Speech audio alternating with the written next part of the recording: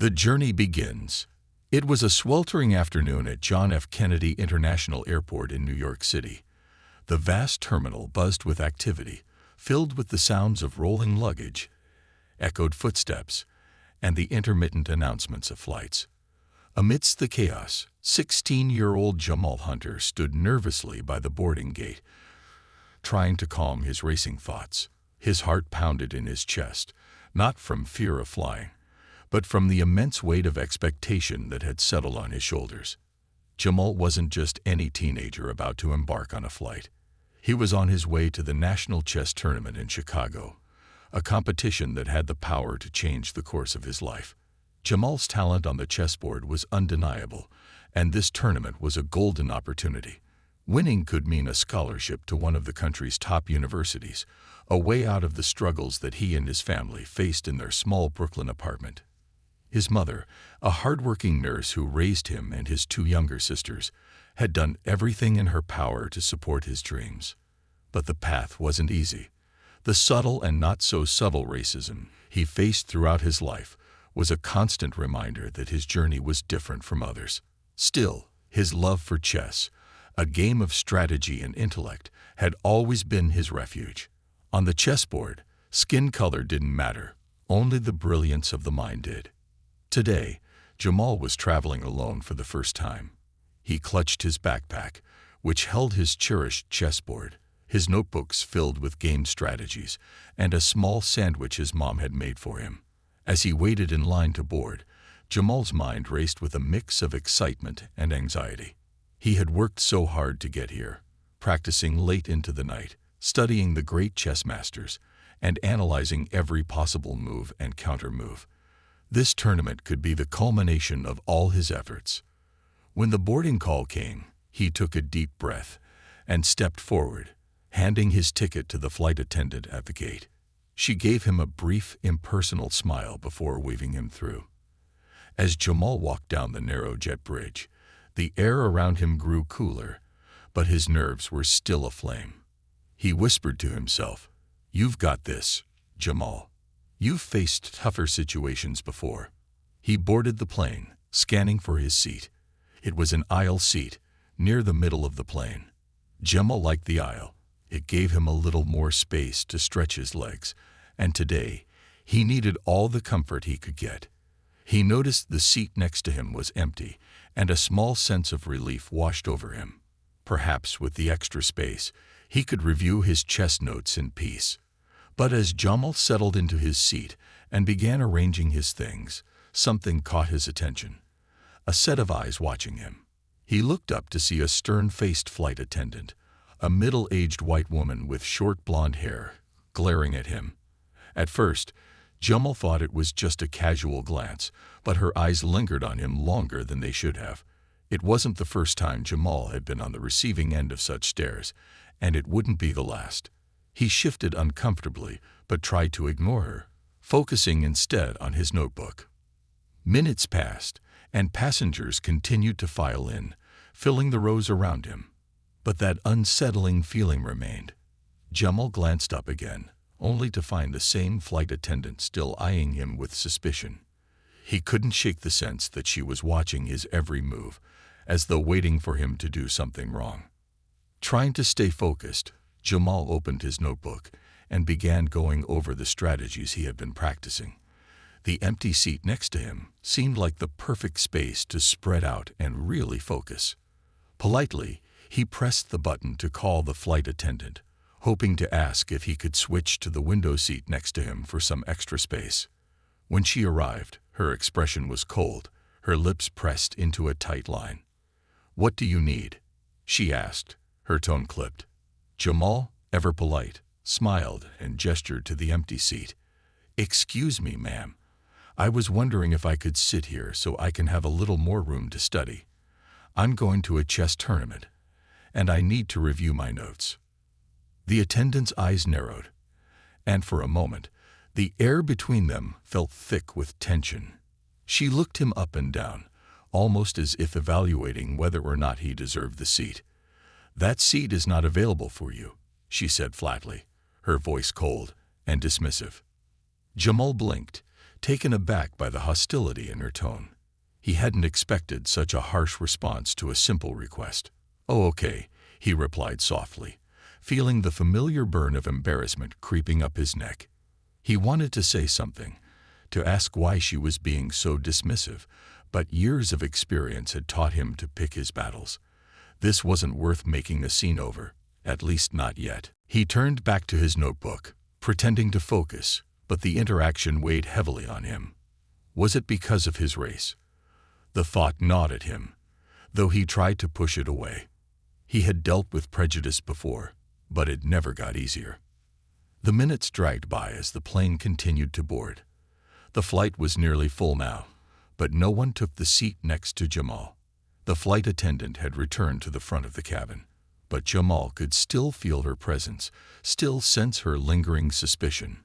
Just when he thought the ordeal might be over, the flight attendant returned, her expression more severe than before. Without warning, she leaned down toward him, her voice low but firm. "You need to gather your things and get off the plane," she said, as if delivering a fact, not a request. Jamal's eyes widened in shock. "What? Why? I haven't done anything wrong," he stammered. "You're causing a disturbance," she replied, her voice louder this time, drawing the attention of passengers nearby. "We can't take off with you on board." A wave of humiliation washed over Jamal. People around him were now looking at him, whispering among themselves. He could feel their eyes on him, judging him, assuming the worst. "But I haven't done anything," he repeated, his voice trembling with disbelief. The flight attendant crossed her arms, her face expressionless. "You need to leave voluntarily, or we'll have security escort you off." The world seemed to spin around Jamal. This couldn't be happening. How could something like this happen to him, an innocent kid on his way to a chess tournament? He had been respectful, polite, and quiet. Yet here he was, being thrown off a plane for reasons he couldn't understand. With no other option and the weight of 100 judgmental eyes on him, Jamal stood up, his hands trembling as he gathered his backpack and chessboard. He felt his heart pounding in his chest, his breath coming in shallow gasps. Every step toward the exit felt like a walk of shame, a public humiliation that he couldn't escape. As he stepped off the plane and into the terminal, the anger inside him began to boil. How could this happen in today's world? How could he be treated this way for simply existing, for being black, for asking a question? Sitting down on one of the cold metal chairs in the terminal, Jamal's hands shook as he pulled out his phone. His mind raced, filled with anger, hurt, and confusion. He wasn't going to let this go. He couldn't let this go. Justice in the making. Jamal sat in the cold metal chair at the terminal, the vibrant sounds of the airport now fading into the background. His mind was spinning, trying to make sense of what had just happened. He stared at the screen of his phone, hands trembling, unable to focus on any one thought long enough to act. The memory of the flight attendant's cold, dismissive face still burned in his mind, and the humiliation of being forced off the plane without reason felt like a heavy weight pressing down on his chest. He took a deep breath, trying to steady himself. The tournament in Chicago, the one he had worked so hard for, now seemed a distant dream. But even more pressing was the need to understand why. Why had he been singled out? Why had she looked at him like that? Jamal knew the answer in his heart. He had seen that look before, on the faces of teachers, on store clerks who followed him around the aisles, even on strangers on the street who crossed to the other side when they saw him coming. Racism, it was always there, lurking beneath the surface, sometimes hidden, sometimes blatant like now. He felt it in every fiber of his being. But this time, it was different. This wasn't a subtle slight or a quiet mutter under someone's breath. This was public, humiliating, and it had just cost him his seat on a plane, his chance at a life-changing opportunity. Jamal's heart ached with the injustice of it all. But more than that, a fire was starting to grow in his chest. This time, he wasn't going to let it slide. With shaking hands, Jamal unlocked his phone and opened Twitter. He had seen how powerful social media could be. People around the world shared their stories, and sometimes, when the right story hit at the right moment, change happened. He had seen it in news stories, with protests erupting after videos of police brutality went viral. He had seen it with other cases of discrimination, where everyday people had their stories heard and amplified by millions. Jamal knew that his story had to be told. He couldn't let this moment pass by in silence. He took a deep breath and began typing. Just got kicked off a plane at JFK for no reason. Flight attendant accused me of causing problems just because I asked to switch seats to study for my chess tournament. This is what racism looks like in 2024. #Justice for Jamal. His fingers hovered over the post button. This wasn't something he could take back once it was out there. His heart raced as he thought about the consequences. But then he remembered the flight attendant's eyes, that cold, dismissive stare, and the humiliation of being forced to leave in front of all those passengers. He wasn't going to let that be the final word. He hit post. Almost immediately, the tweet began to gain attention. His friends from school started liking and retweeting it, adding comments of support. Within minutes, more people were engaging with it. People Jamal didn't even know. As he watched the numbers climb, his phone buzzed with notifications, each one sending a surge of validation through his body. He wasn't alone in this. People cared about what had happened to him. Jamal knew that just posting a tweet wouldn't be enough. He needed to get his story out to as many people as possible. He quickly texted a few of his friends who had large followings on social media, asking them to share his post. "Please help me spread this," he wrote. "I was kicked off a plane for no reason. This can't just go unnoticed." As he waited for their responses, he checked his notifications again. The tweet was blowing up. People were commenting, expressing their outrage, and sharing their own experiences with racism in everyday life. Others were tagging news outlets, hoping to draw the attention of journalists who might pick up the story. Jamal's chest tightened with a mix of excitement and nervousness. This was growing bigger than he had expected, and fast. Within minutes, the hashtag Justice for Jamal was trending in New York. People from all over the city were retweeting the story, and the conversation around racial discrimination in public spaces was gaining traction. The more people shared it, the more voices joined in, demanding an explanation from the airline. Jamal's story had struck a nerve. As the momentum grew, Jamal's phone buzzed with a new message. It was from one of his friends, Marcus, who had a huge following on TikTok and Instagram. "Just shared it, bro. I'm with you. Let's make sure they can't ignore this." Jamal smiled despite himself. Having friends like Marcus, people who had his back, meant the world to him. Marcus's post alone would bring even more attention to the situation. Jamal clicked on Instagram and saw the video Marcus had just uploaded. In the video, Marcus was sitting in his room, looking directly into the camera. "This is my friend Jamal," Marcus began, showing a picture of Jamal holding his chessboard. Today, he was kicked off a flight at JFK for doing absolutely nothing. This isn't just about a kid trying to get to a chess tournament. This is about the racism that still exists in America. Right now, in 2024, we need to make sure his voice is heard. #Justice for Jamal. The video was powerful. As Jamal watched it, he felt a lump form in his throat. Marcus had always been outspoken about social justice, but now that it was about Jamal, it hit differently. The support was overwhelming, and for the first time since stepping off that plane, Jamal felt like he was in control again. The tide was turning, and Jamal could feel it. But while social media was lighting up with outrage, Jamal sat in the terminal, his mind still racing. What was happening back on the plane? Had the other passengers noticed? Were they talking about it? He pulled up the airline's app and checked the flight status. Still on the ground. The plane hadn't taken off yet.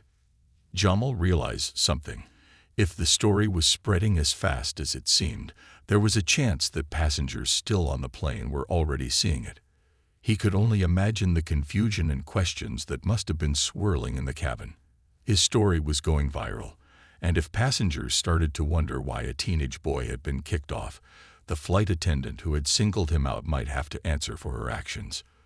Jamal wasn't sure what would happen next, but he knew he had set something in motion that couldn't be stopped. As Jamal sat in the terminal, his phone vibrated again.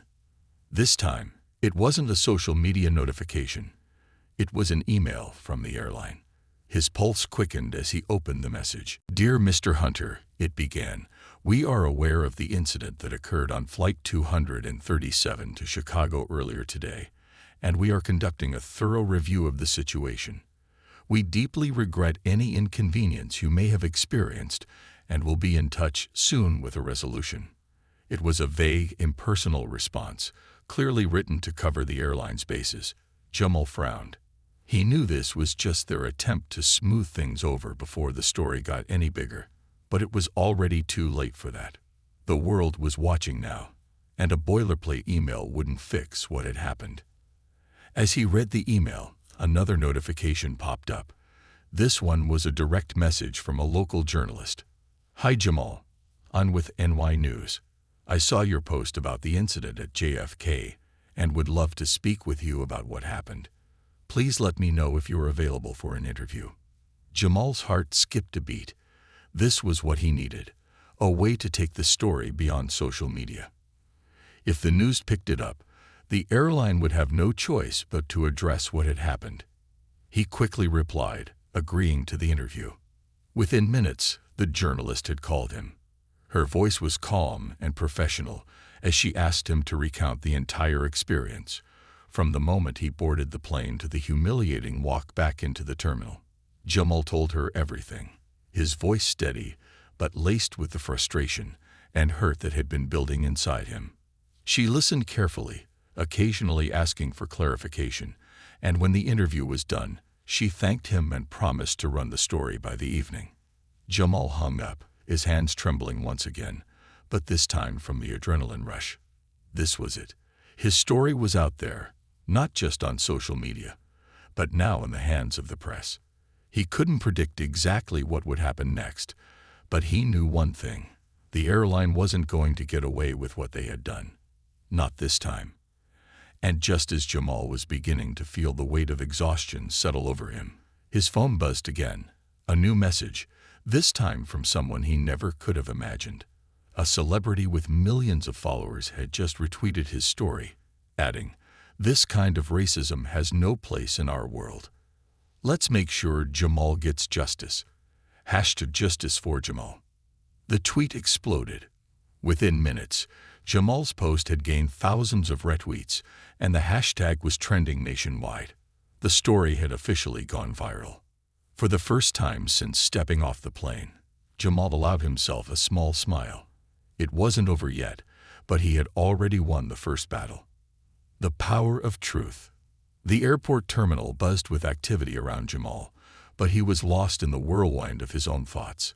His phone continued to buzz incessantly, each vibration marking another retweet, a new message, or another share of his now viral post. The weight of what he had set in motion was beginning to settle in. His story had officially exploded across social media, and now the world was watching. Jamal took a deep breath, staring at the screen in front of him as the numbers continued to climb. Thousands of people were retweeting and sharing his post, and more importantly, they were demanding answers. But even as the online support poured in, Jamal couldn't shake the unease that lingered in his chest. He had exposed an injustice, but what would come of it? What would happen now that the airline was being pressured to respond? As if to answer his question, Jamal's phone rang, startling him from his thoughts. He glanced at the screen. It was the reporter from NY News, the same journalist who had interviewed him earlier. "Hello," Jamal answered, his voice a bit shaky.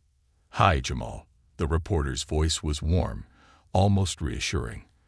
"I just wanted to let you know that your story is set to air tonight. We've been able to get statements from a few of the passengers who were on the flight with you, and their accounts are aligning with yours. It seems there's quite a bit of support for you. I think this is going to get even bigger." Jamal's stomach did a flip. Passengers. They saw what happened. Yes, the reporter replied. Several passengers noticed the interaction between you and the flight attendant, and a couple of them have gone on record, saying they thought something felt off. One passenger even mentioned how she saw the attendant giving you dirty looks from the moment you boarded. The reporter paused, her voice becoming more serious. I don't think the airline is going to be able to sweep this under the rug, Jamal. You've started something that's resonating with a lot of people. For a moment, Jamal didn't know how to respond. He had hoped his story would get attention, but this felt surreal. People had witnessed the injustice he faced, and they were standing up for him. It was a small victory, but it was still hard to process. Thank you, he finally said. Thank you for helping me tell my side. Of course, the reporter replied. You deserve to be heard. I'll keep you updated as more develops, but for now, rest assured, you've got a lot of people on your side. As Jamal hung up the phone, a wave of emotions crashed over him. Relief, anger, frustration, but also hope. The passengers who had witnessed the incident were speaking up. His voice wasn't alone anymore. His truth was starting to spread, and it was becoming harder for the airline to ignore. But even as he savored this small triumph, Jamal knew the fight wasn't over. He had drawn attention to the issue, but now the real challenge began, forcing the airline to take responsibility for what had happened. Jamal's phone buzzed again, but this time it was an email notification. He clicked on it, expecting another generic apology from the airline. Instead, it was a formal statement. Dear Mr. Hunter, we regret the incident that occurred earlier today on Flight 237 to Chicago. Please know that we take your concerns seriously, and we are conducting a thorough investigation into the events that led to your removal from the aircraft. We will contact you with more information as soon as possible. In the meantime, we would like to offer you a complimentary ticket on a future flight, as well as a travel voucher for the inconvenience caused. Thank you for your patience as we work to resolve this matter. Sincerely, Customer Relations, Sky Blue Airlines. Jamal's jaw tightened as he read the email. A travel voucher. A complimentary ticket. Was that supposed to make up for the blatant racism he had just experienced? Did they think a free flight would erase the humiliation he had felt walking off that plane, with all those eyes on him, judging him? He could feel the anger bubbling up again. This wasn't just about getting kicked off a flight. This was about being treated like he didn't belong. It was about being targeted because of the color of his skin, and no travel voucher was going to fix that. Jamal took a deep breath, trying to steady himself. He wasn't going to let this insult stand. The airline might have thought they could brush this under the rug with a few free perks, but they had another thing coming.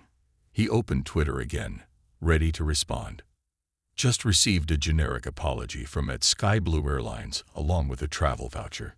Newsflash. No free flight can make up for the racism I experienced today. We need real accountability, not empty gestures. #Justice for Jamal. The tweet took off instantly, with people once again rallying behind Jamal. Comment after comment flooded in, calling out the airline for their lackluster response. This isn't enough. One user wrote, "They need to address the racism, not just throw free stuff at the problem." As the hours passed, Jamal watched as the pressure mounted. News outlets began picking up the story, with headlines reading "Teen Kicked Off Flight Accuses Airline of Racial Discrimination" and #Justice for Jamal. Sky Blue Airlines under fire after racist incident. The more people shared his story, the more intense the scrutiny on the airline became. Then something unexpected happened.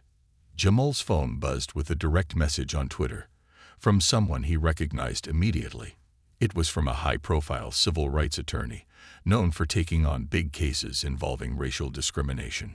"Hey Jamal, I saw what happened to you today.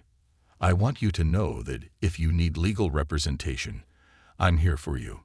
What happened to you is unacceptable, and I'd be happy to help you pursue justice." Jamal stared at the message in disbelief. This was huge. Having someone like this attorney in his corner could completely change the game. He quickly typed out a response, thanking the attorney and expressing his interest in working together. This wasn't just about a viral moment anymore. This was becoming a full-blown fight for accountability, and Jamal was ready to see it through. As the evening wore on, Jamal sat in the terminal, his mind racing with possibilities. The news coverage was growing, and the airline was under increasing pressure to respond in a meaningful way. He could sense that they were on the verge of a more serious statement, something that went beyond a travel voucher and a weak apology. They had no choice. His story had struck a chord with too many people, and now they were being forced to confront the racism that had been allowed to go unchecked for too long. Just as he was beginning to let his mind rest, Jamal's phone rang again. This time, it wasn't the reporter or a friend. It was a representative from the airline itself. The formal tone of the email was gone, replaced by a nervous edge in the woman's voice. "Mr. Hunter, this is Sarah Walters from Sky Blue Airlines. We're calling to sincerely apologize for what happened earlier today. We understand the gravity of the situation, and we want to assure you that we're taking immediate action to address this incident." Jamal's heart raced, but he stayed calm. "What kind of action?" he asked. "Well," the representative hesitated for a moment. "We've initiated an internal investigation, and the flight attendant involved has been placed on temporary suspension while we review the situation. We also want to offer you a public apology, and we'd like to extend an invitation for you to meet with our senior leadership team to discuss how we can improve our policies moving forward." Jamal was silent for a moment, processing the words. They were starting to crack under the pressure. But this wasn't over yet. A temporary suspension, a public apology. That was a start, but it still felt like they were trying to manage a PR disaster more than actually address the root issue. "I appreciate the call," Jamal finally said, "but this isn't just about me. There needs to be real change. This can't happen to anyone else. Your policies need to reflect that. Racism like this doesn't just go away with a few apologies." There was a pause on the other end of the line.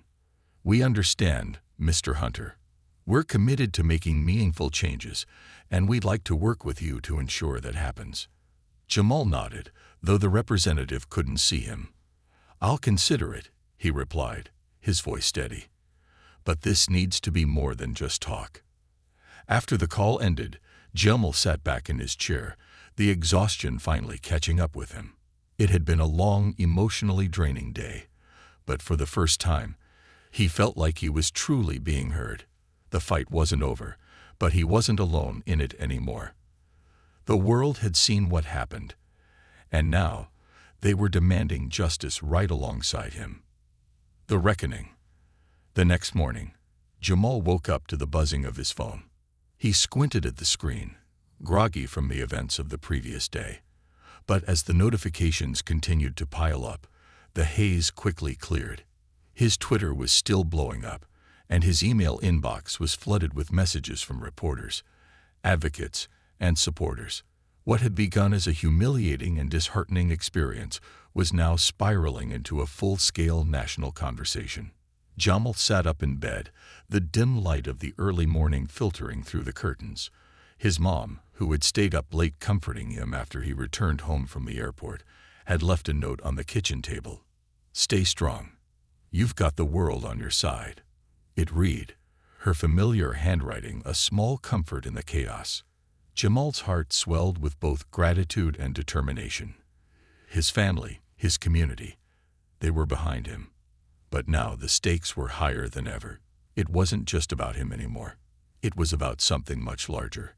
Something that reached far beyond one plane ride. He opened Twitter, scrolling through the endless feed of retweets, comments, and direct messages. His story had taken on a life of its own, and people across the country were now sharing their own experiences with discrimination. The hashtag Justice for Jamal had transcended the initial incident.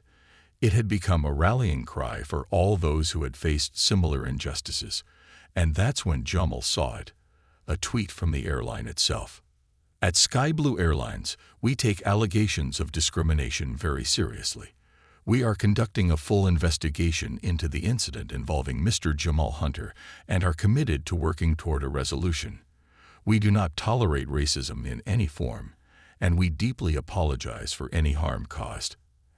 #Justice for Jamal. Jamal stared at the tweet, feeling a strange mix of emotions.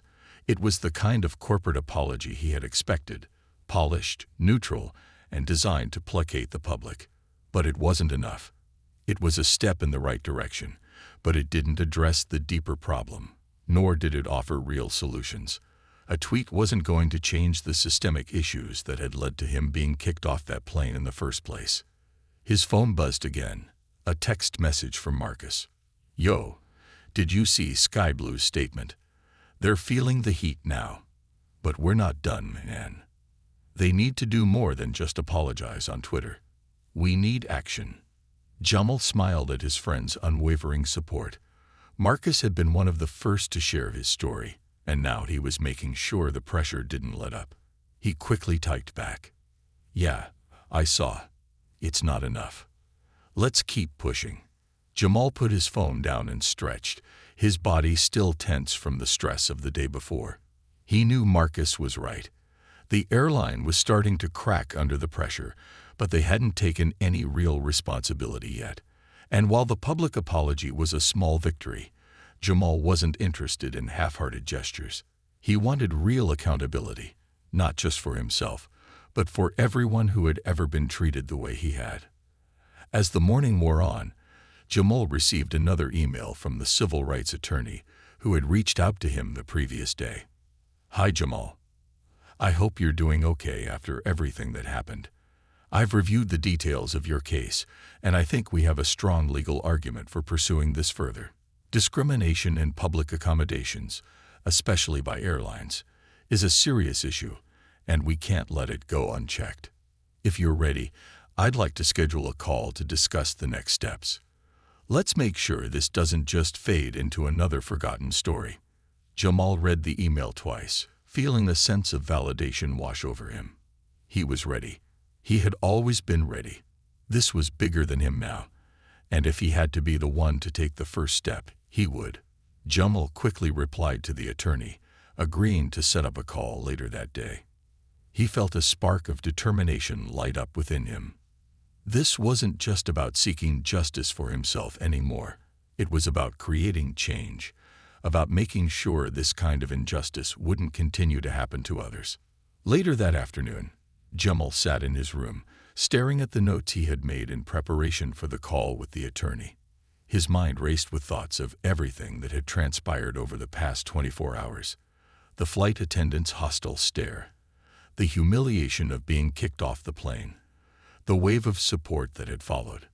His story had resonated with so many people, and now he had the opportunity to turn that momentum into something tangible. The phone rang, jolting him out of his thoughts. Jamal took a deep breath and answered. "Hi, Jamal. It's great to finally speak with you." The attorney's voice came through, calm but resolute. "I've been following your story closely, and I have to say, your courage in speaking out is incredibly inspiring. I know this hasn't been easy for you." "Thanks," Jamal replied, trying to keep his voice steady. I don't want this to happen to anyone else." "I understand," the attorney said.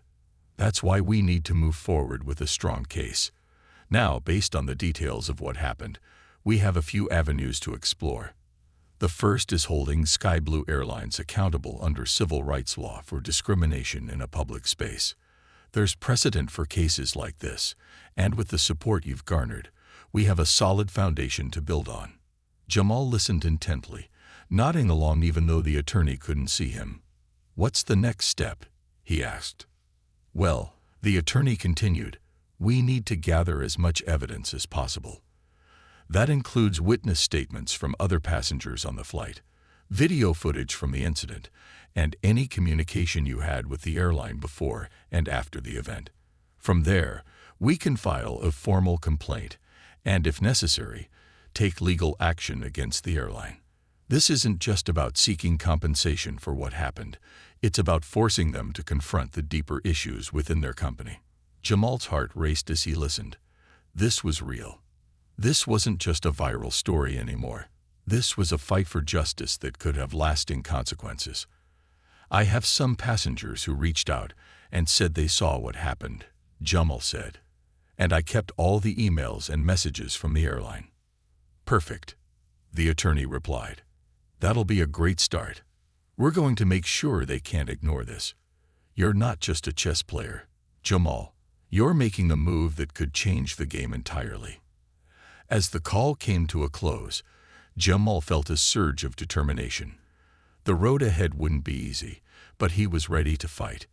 He had the support of the people, and now he had the legal expertise to back him up. This wasn't just about winning a chess match anymore.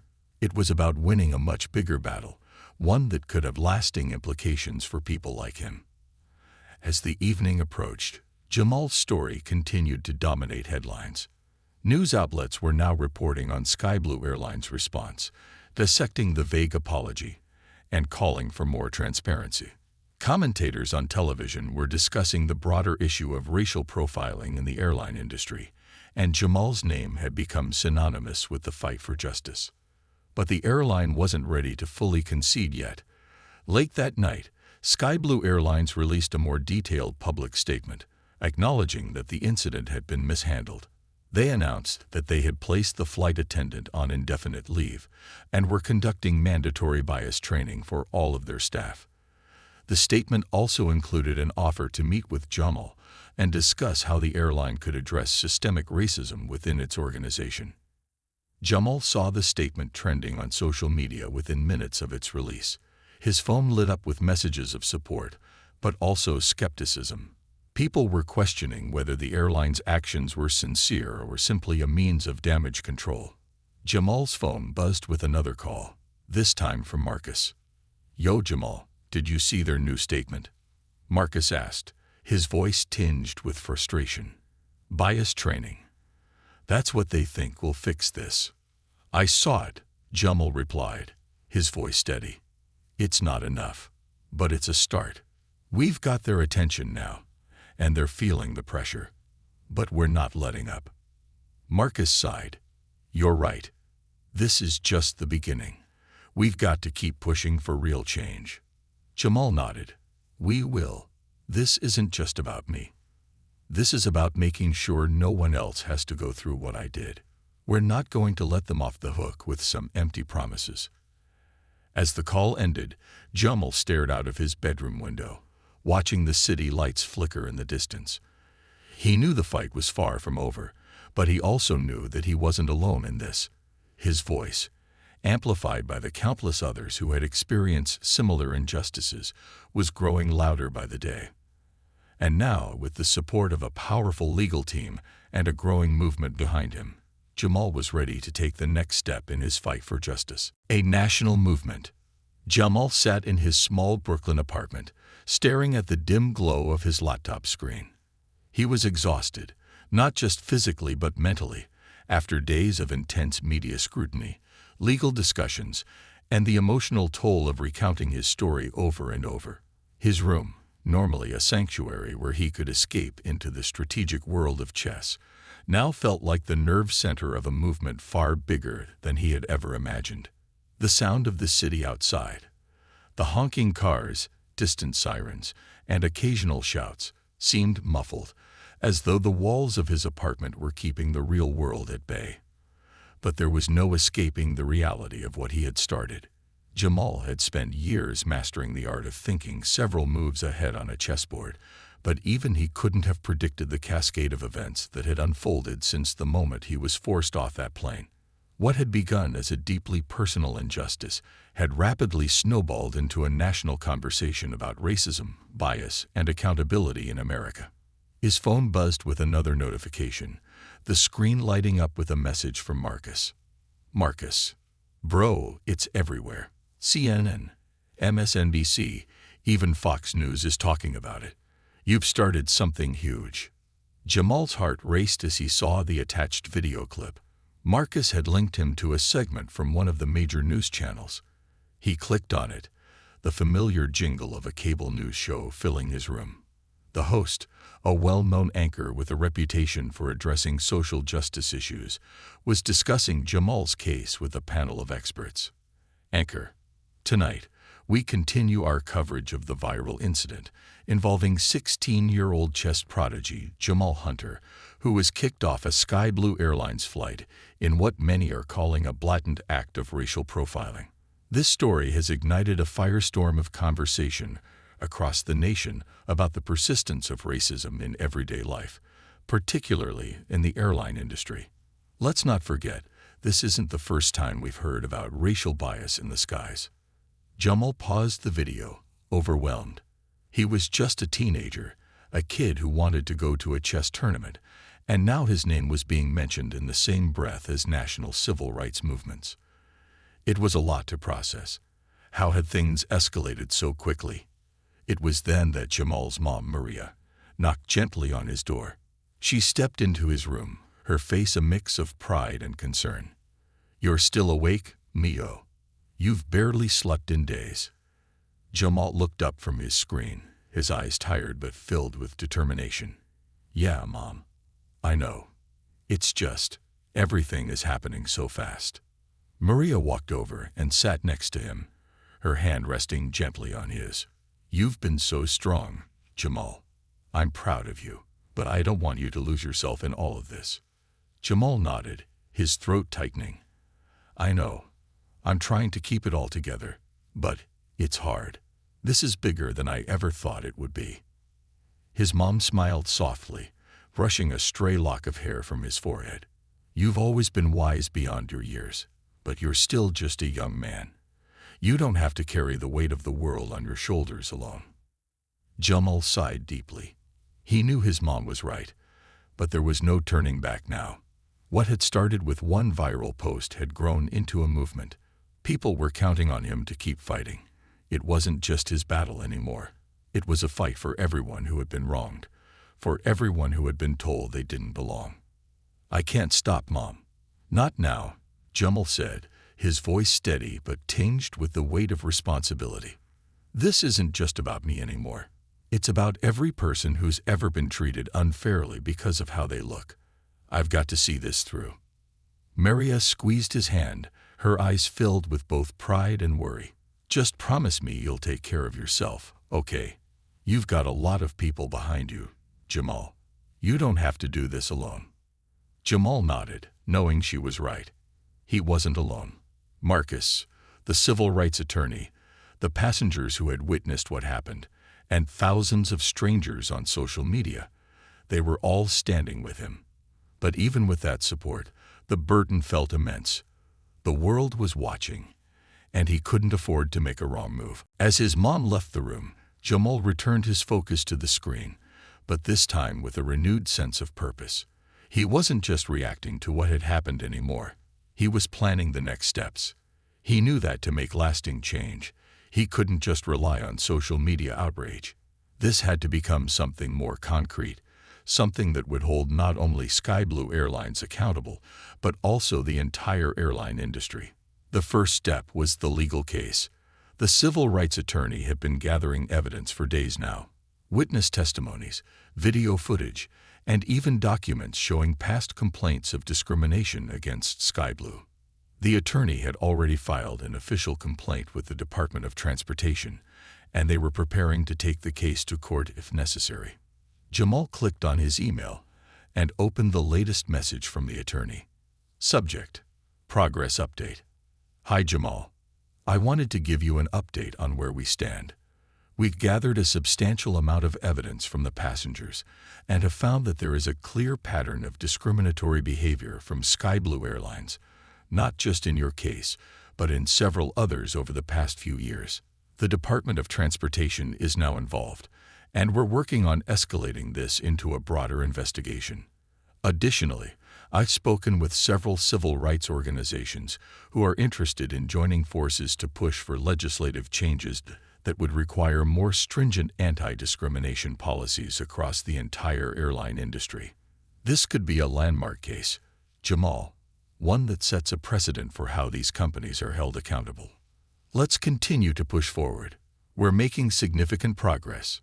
Best, Sarah, attorney. Jamal read the email twice, his heart pounding with a mixture of excitement and nerves. This was it. The movement was expanding beyond just his personal fight.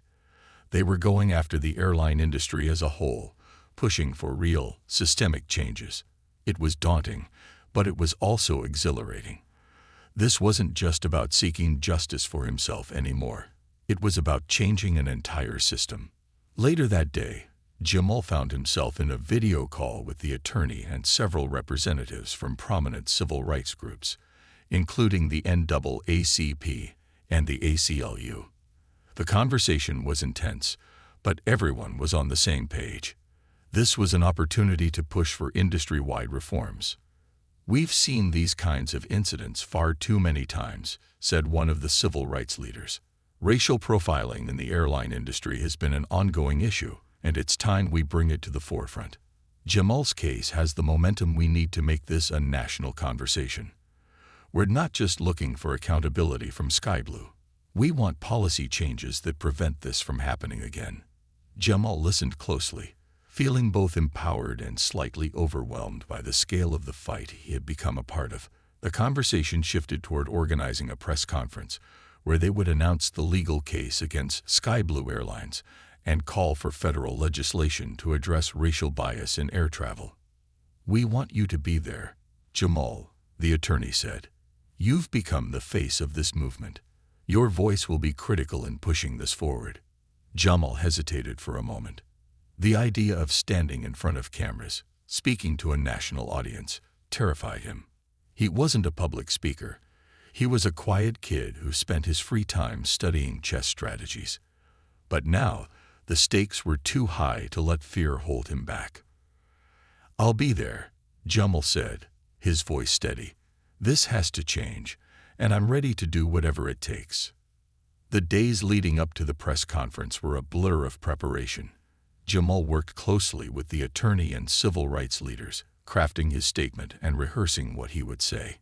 He knew this was his moment to not only tell this story but to demand real change. On the day of the press conference, Jamal stood backstage, his heart pounding in his chest. The media had gathered in full force: cameras, reporters, microphones. This was the moment where the fight for justice would take center stage. As Jamal stepped out into the blinding lights of the cameras, the crowd quieted. He took a deep breath, feeling the weight of the moment. But as he looked out at the sea of faces, both supportive and skeptical, he realized something important. He wasn't just speaking for himself anymore.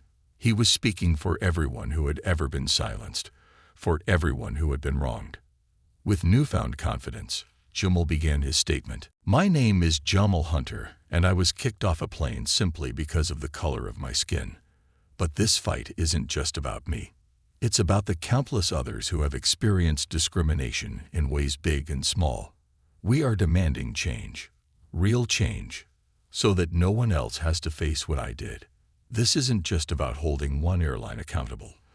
It's about making sure that no airline, no company, no person can treat people this way and get away with it." The crowd erupted into applause as Jamal finished his statement. The media swarmed him with questions, but Jamal felt calm, collected, and most importantly, heard. As the press conference came to a close, Jamal realized that he had started something far bigger than he had ever anticipated. This wasn't just a fight for justice. It was the beginning of a national movement for change. The new dawn. The aftermath of the press conference reverberated across the nation like a shockwave. As Jamal sat on the couch in his living room, watching the replay of his own words broadcast on every major news network, it finally hit him. He had become the face of something much larger than himself. His quiet life as a chess prodigy had been upended, replaced by the weight of a movement that had captured the attention of an entire country. The camera zoomed in on his face as he made his powerful closing statement, and the applause of the crowd filled the screen. Jamal's mother, Maria, sat beside him, her hand gently resting on his knee. She had been his biggest supporter throughout this journey, offering strength and comfort during the moments when it all felt too overwhelming. "You did it, mijo," she whispered, her eyes shining with pride. "You made them listen." Jamal nodded, still processing everything that had happened in the weeks since the incident. The press conference had been a turning point. It was no longer just about him and what had happened on that plane. It was about systemic change. But as proud as Jamal felt for standing up and speaking out, he also knew the hardest part was yet to come. The fight for justice wasn't over. It was only just beginning. The legal case against Sky Blue Airlines was moving forward. Jamal's attorney, Sarah, had filed a formal lawsuit on behalf of Jamal, accusing the airline of racial discrimination and violation of civil rights. But the case wasn't just about securing compensation for what had happened to Jamal. It was about setting a precedent, one that would force the airline industry to confront its long-standing issues with bias and racism. Jamal's phone buzzed on the coffee table, and he reached for it, seeing a message from Sarah. Sarah, attorney. Jamal, I've got great news. The Department of Transportation has officially opened an investigation into Sky Blue Airlines. This is a huge step. They'll be looking into not only your case, but also past incidents of discrimination within the airline. We're gaining momentum. I'll call you later with more details. Jamal's heart skipped a beat. The Department of Transportation's involvement meant that this was no longer just a lawsuit. It was becoming a federal case. The pressure on Sky Blue was mounting, and now the airline industry as a whole was under scrutiny. He shared the news with his mom, and her face lit up with a mix of relief and hope. This could change everything, she said, squeezing his hand. You're making history, Jamal.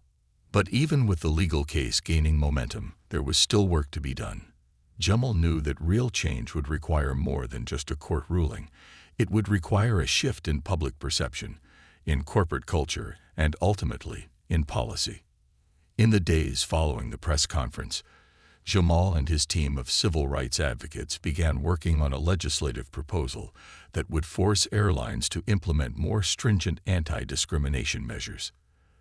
They wanted to introduce a bill that would require airlines to undergo mandatory bias training for all employees, establish clear procedures for addressing incidents of discrimination, and impose harsh penalties for airlines found to be in violation of civil rights laws. Jamal was still a teenager, but his involvement in these discussions made him feel like he had found a new purpose beyond chess. He had spent so many years studying the strategies of the game, thinking several moves ahead, and now he was applying that same mindset to this fight for justice. Every move counted. Every decision had the potential to affect not just his life, but the lives of countless others who had experienced similar discrimination. It wasn't long before the proposal gained traction. A group of lawmakers, led by an influential senator with a strong record of supporting civil rights, agreed to sponsor the bill. Jamal couldn't believe it. The fight for justice that had started with a viral tweet was now being debated in the halls of Congress. One afternoon, Jamal received an invitation to speak before a congressional subcommittee on civil rights and transportation. The lawmakers wanted to hear directly from him about his experience and how the proposed legislation could prevent future incidents like his. The thought of testifying before Congress made Jamal's stomach churn with nerves. He had barely gotten through the press conference without shaking, and now he would have to face some of the most powerful people in the country. But there was no turning back now. This was his chance to push for the change he had been fighting for. The day of the congressional hearing arrived quickly. Jamal wore a suit and tie, his mother fussing over him as she straightened his jacket and fixed his collar. "You look so handsome," she said, beaming with pride. "Just be yourself, Jamal. You've already done so much. This is just another step." Jamal gave her a small, nervous smile, but inside, he was filled with dread. The gravity of the moment weighed heavily on him. He had watched news reports of people testifying before Congress, but he never imagined he would be one of them. When he arrived at the Capitol, the atmosphere was overwhelming. The grand marble halls, the stern-faced security guards, and the bustling crowds of reporters and politicians. It was like stepping into another world.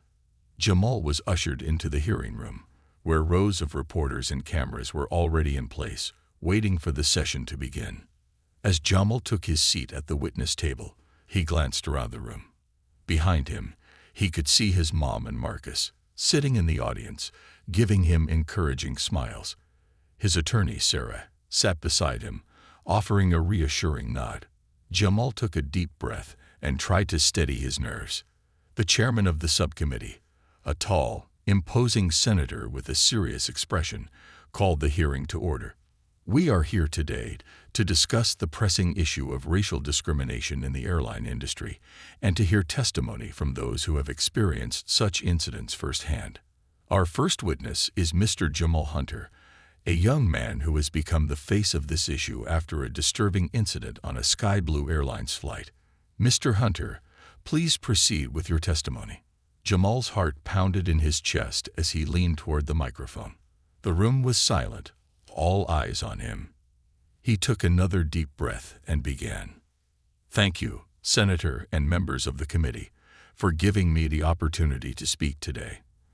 My name is Jamal Hunter, and I'm here not just to share my story, but to speak on behalf of everyone who has experienced the pain of being judged and treated unfairly because of the color of their skin."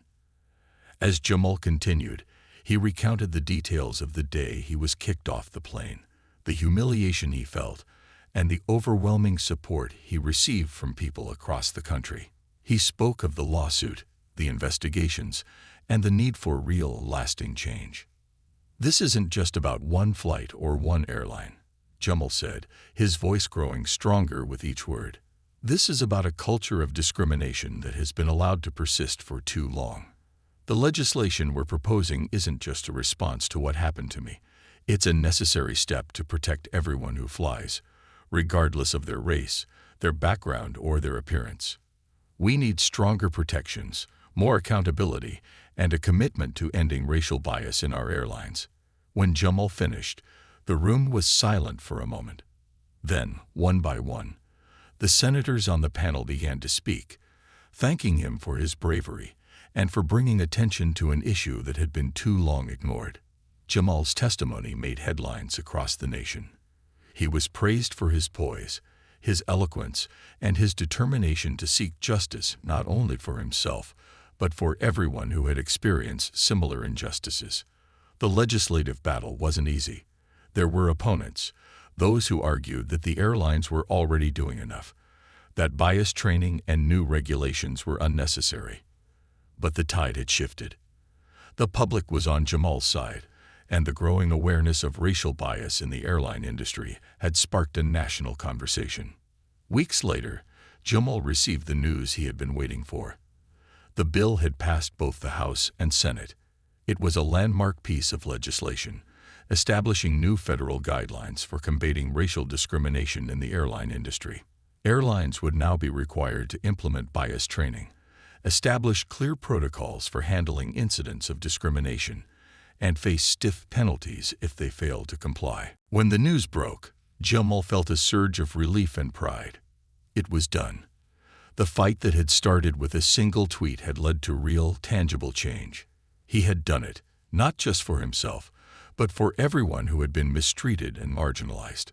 On the day the bill was signed into law, Jamal stood outside the Capitol building, surrounded by reporters, civil rights leaders, and supporters. His mother stood beside him, tears in her eyes, as he addressed the crowd. "This isn't just my victory," Jamal said, his voice steady and clear. "This is a victory for all of us. For everyone who has ever been told they don't belong, for everyone who has ever been judged for something they can't control. We did this together. And this is just the beginning." As the crowd cheered, Jamal felt the weight of the past few months lift off his shoulders. He had fought for justice, and he had won. But more importantly, he had helped pave the way for a better, more equitable future. He was just 16, but he had already changed the world. The end.